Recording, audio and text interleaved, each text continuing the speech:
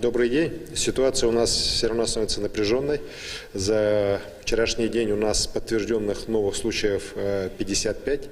Из них 38 это Якутск, 13 Нерюнгри.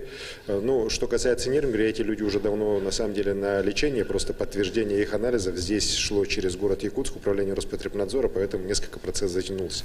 А так эти люди уже достаточно давно уже в Нерюнгри получают лечение. Что касается города Якутска, то здесь я опять же вынужден повториться, что сегодня основную статистику у нас все-таки дает до сих пор университет и общежитие университета и Якутская офтальмологическая больница.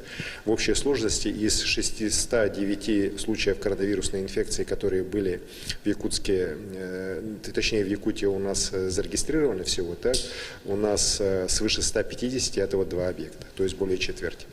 Вот, поэтому здесь ситуация у нас в принципе напряженная, но она под контролем, и по количеству медицинских коек и по количеству лекарственных препаратов никаких проблем нет. Вот, большинство все-таки переносит болезнь, слава богу, более-менее легко, хотя, к сожалению, вот 10 человек у нас идет борьба у врачей, так, они находятся в тяжелой форме, 8 здесь в Якутске и 2 в Мирном. Как вы знаете, с 12 мая президент нашей страны Владимир Владимирович Путин уже объявил о ряде мероприятий, направленных на поэтапное снижение ограничительных мер в случае улучшения эпидемиологической ситуации.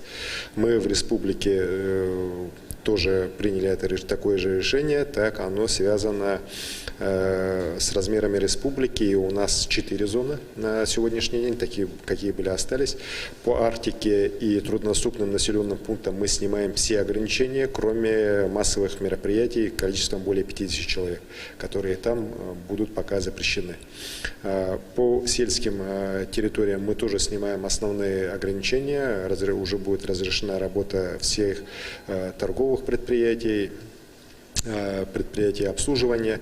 Вместе с тем, конечно, остаются ограничения, связанные с проведением культурных, спортивных мероприятий, зрелищ, собраний определенных в общественных местах.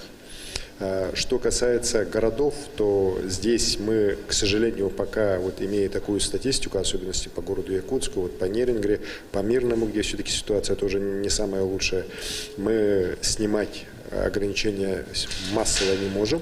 Вместе с тем определенные ограничения будут сняты по работе предприятий бытового обслуживания, которые не контактируют напрямую с людьми, такие как химчистки, например, ателье и так далее.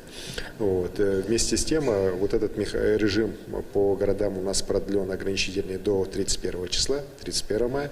Вместе с тем, если будет серьезное улучшение ситуации, то мы всегда сможем эти ограничения снимать раньше.